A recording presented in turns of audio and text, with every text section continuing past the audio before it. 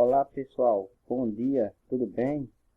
Nossa aula hoje, a revisada, é industrialização brasileira, certo? Então, o processo de industrialização entende-se por indústria aquele processo de transformação da matéria-prima em um determinado bem, certo? Então, o aumento do número de indústrias, esse fenômeno é chamado de industrialização, certo? E esse processo de industrialização aqui no Brasil, quando a gente vai falar de industrialização brasileira, muitos autores costumam falar que é uma industrialização tardia. Uma industrialização tardia por quê? Vamos analisar o processo, né, as etapas do processo de industrialização. Então, a industrialização ela teve início no século XVIII no Reino Unido, com a invenção do tear mecânico, da locomotiva a vapor, o uso do carvão mineral como principal fonte de energia, que ficou caracterizado por uma primeira revolução industrial. Século XIX, veio a segunda revolução industrial, isso com a invenção do motor a diesel. Petróleo e energia elétrica passaram a ser as principais fontes de energia dessa segunda etapa, certo? E no século XX, já em 1970, a partir da década de 1970, teve a terceira revolução industrial, que também ficou conhecida como revolução tecnológica, certo? Por uma série de avanços nas tecnologias, principalmente, né, nos meios de transporte e meios de comunicações, tendo a internet como principal invenção dessa terceira etapa, certo? Então, a industrialização do Brasil, ela é considerada uma industrialização tardia, porque teve a primeira revolução industrial no século XVIII. O processo de industrialização no Brasil veio a acontecer no século XX, certo? Principalmente no governo de Getúlio Vargas, certo? A partir de 1930, que deu um impulso maior no processo de industrialização aqui do Brasil, certo? Então, quase 2 séculos depois que teve a primeira revolução industrial, que o Brasil começou a se industrializar.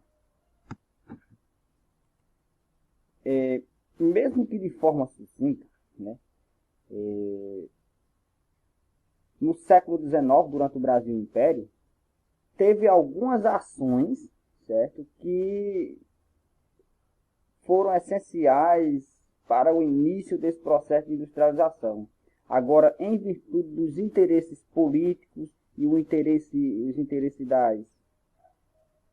das elites oligárquicas daquela época, esse processo de industrialização ele não se consolidou. Então, foi só o início, só a origem, que foi com o Barão de Mauá, no eixo São Paulo-Rio de Janeiro, onde se destacava principalmente o cultivo do café, e com Delmiro Gouveia, no eixo Pernambuco, certo? Então, esses dois empreendedores, eles tiveram iniciativas, tentaram trazer a indústria de forma mais forte, fortalecer o processo industrial aqui no Brasil. Só que não era interesse do Império, na época, valorizar a industrialização, porque o Império ainda vivia do trabalho escravo, vivia da exportação de matéria-prima. Esses eram o interesse do Império, não em fortalecer o seu parque industrial.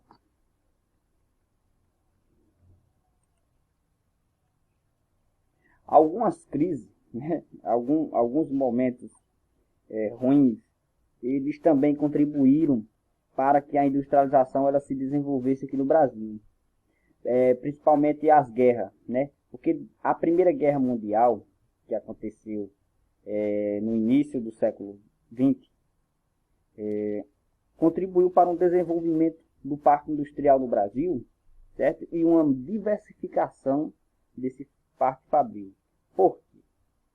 Porque até então o Brasil ele importava produtos industrializados dos países europeus, certo? E foram esses países europeus, né, a Inglaterra, a Alemanha, a França, que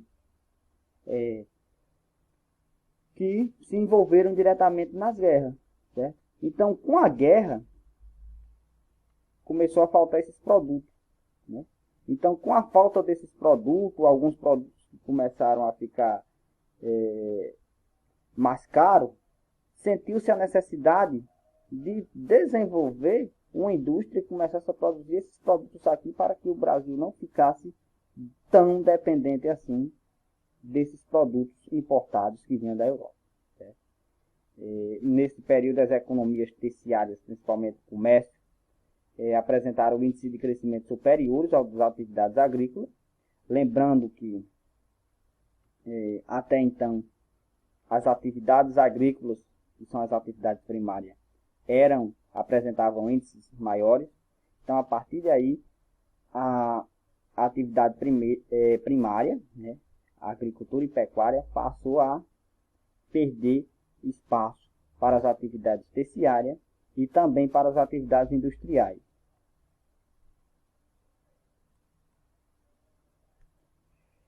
Também, além da guerra, né, veio a crise de 1929, né, a crise financeira mundial, e as atividades industriais passaram a ter índice de crescimento maiores aqui no Brasil. Em virtude também, além do encarecimento do produto, a falta do produto, que era importado, certo?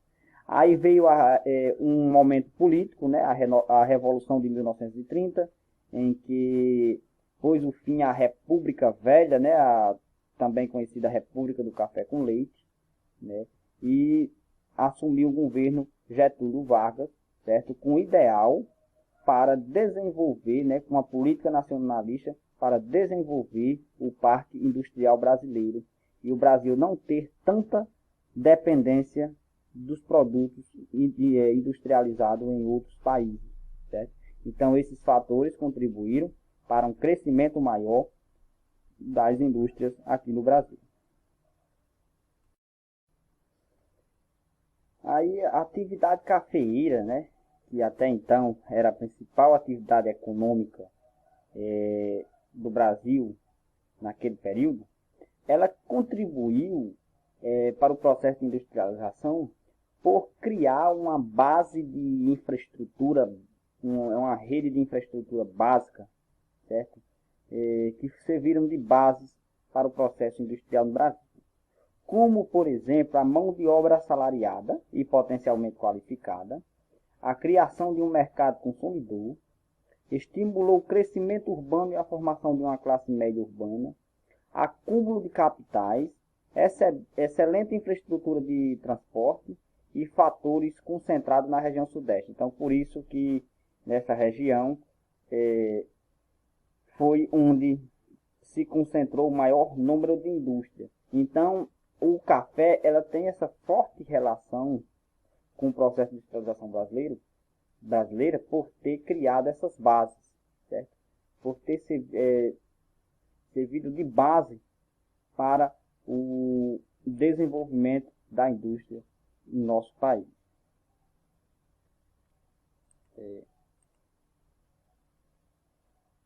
Aí, com a crise econômica de 1929, que eu já tinha falado, né, anteriormente,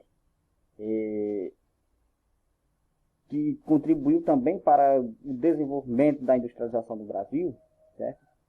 Veio a crise do café, porque com a crise econômica, muitos países que compravam café do Brasil passaram a diminuir. Então, reduziu o número de exportações. O café passou a perder importância e o Brasil passou a tentar novas alternativas, uma nova atividade. Então, a partir daí, viram a indústria com uma nova atividade econômica que pudesse ganhar um papel importante na economia brasileira, certo? Então, a partir daí as atividades industriais passaram a se desenvolver, certo? Mais do que as atividades agrícolas. E, como eu já tinha falado, a atividade cafeeira ela se desenvolve mais na região sudeste, é onde se desenvolvia, foi aonde se desenvolveu a indústria, certo? A industrialização, principalmente no estado de São Paulo. Aí veio o governo de Getúlio Vargas, né, que eu já tinha falado, né, na questão da Revolução de 1930, com a política de substituição de importações. O próprio nome já diz, substituição de importações, ou seja, substituir aquele produto que antes era importado para ele começar a ser fabricado aqui no Brasil. Então, houve implantação de indústrias estatais em diversos setores de bens de produção e de infraestrutura, como, por exemplo, né, a CSN, a Companhia Siderúrgica Nacional, localizada hoje em Volta Redonda, no Rio de Janeiro, a Petrobras, a Fábrica Nacional de Motores, a Vale do Rio Doce, hoje é a Vale, né, que foi privatizada, e a Companhia Hidrelétrica de São Francisco. Então, no período do governo de Getúlio Vargas, houve a criação de muitas empresas estatais. Em seu governo, impulsionou e diversificou os investimentos no parque industrial, certo? Combatendo os principais obstáculos ao crescimento econômico. E também era uma política nacionalista. Uma política patriota e nacionalista é assim, pessoal, valorizando o que é do país, certo? Então, houve um fortalecimento do parque industrial brasileiro. Hoje a gente vê por aí falando que é patriota, isso, aquilo, outro, mas não valoriza o que é do Brasil e entrega de graça ao capital estrangeiro. Então, a política nacionalista e patriota, ela valoriza o que é do país, certo?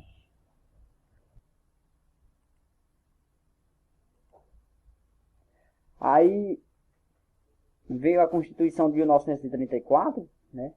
Com a criação do novo salário mínimo, do salário mínimo, de férias anuais e descanso semanal remunerado, aposentadoria e melhoras nas condições de trabalho, certo? Então a CLT, né, a Constituição das Leis de Trabalho, isso foi criado nesse período. Então com isso Getúlio Vargas ele ganhou um grande apoio popular, né, principalmente da maioria da classe trabalhadora, certo?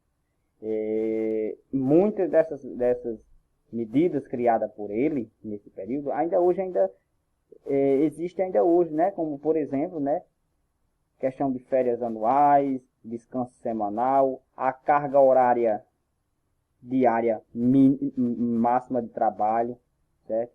Então esses fatores ele ganhou o apoio da população, da maioria, foram essenciais para ele aplicar um golpe de Estado e passar muitos anos no governo, certo? Aí, com a política de substituição de importação, né, de seu governo, duas medidas básicas que ele utilizou. Primeira, desvalorizar a moeda nacional em relação ao dólar. Com isso fazia com que as pessoas não comprassem o produto importado e procurassem comprar o produto que fosse fabricado no país. E a outra medida foi justamente proibir, né, isso, ou restringir em alguns momentos de vir produtos que eram fabricados no Brasil, né, já que existia esse tipo de produto fabricado no Brasil, de esses produtos serem importados de outros países. Então essa foi a política de Getúlio Vargas que contribuiu para um desenvolvimento maior da indústria no Brasil. Aí depois, outro governo que se destacou foi o de Juscelino Kubitschek, com o plano de metas, certo? Então o plano de metas que foi implementado por JK, ele teve grandes investimentos estatais em diversos setores da economia, de energia, de transporte, e com a visão diferente da de Getúlio Vargas, ele queria tornar o Brasil atraente aos investimentos externos, certo?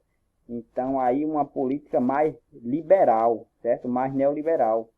Então, o seu objetivo principal do plano de metas de seu governo era 50 anos em 5. Que era isso? Que era o seu principal slogan de seu governo. Era que o Brasil não tinha crescido em 50, fazer com que o Brasil, o que ele não tinha crescido em 50 anos, ele cresceu em 5 anos. Na época, o mandato do presidente não tinha reeleição, era um mandato de 5 anos, certo? Houve a transferência, né, da capital, que antes se localizava no litoral, no Rio de Janeiro, para o interior do país, né, que foi construído a cidade de Brasília, que a partir da década de 1960 passou a ser a nova capital do Brasil, certo? Além disso, ele investiu muito em rodovias, certo? Construiu várias rodovias pelo país, certo? Com o intuito, principalmente, de atrair o capital estrangeiro, principalmente as indústrias de automóveis. Então, nesse período, veio se instalar no Brasil a Ford, a Voyagem, a Toyota, entre outras indústrias automobilísticas, em virtude desses investimentos de JK. As consequências, certo? Houve um aumento da industrialização, sim, houve uma maior entrada de empresas multinacionais estrangeiras no país, sim, é isso, mas teve algumas consequências. Nesse período houve um aumento da dívida externa e da inflação. Houve uma concentração industrial no Sudeste, e essa concentração vem do fator histórico, né? O café ter criado bases para a industrialização, e lá começou a surgir as primeiras indústrias, né? É onde se concentra, né, até os dias atuais, a maior parte das indústrias do país, certo? E houve uma opção, né, como ele investiu muito em rodovia, né, para atrair as indústrias automobilísticas, houve a opção pelo transporte rodoviário, certo? E ele é mais caro, não é tão recomendado para os países extensos. O transporte ferroviário, ele é mais barato do que o rodoviário. Rússia, Estados Unidos, países de extensões continentais, eles utilizam bastante o transporte ferroviário. E o Brasil houve a opção pelo transporte rodoviário, que é mais caro. A gente sabe, né? Pesa no nosso bolso, porque o produto ele chega no supermercado de nossa cidade, chega mais caro. Houve criação de alguns órgãos para tentar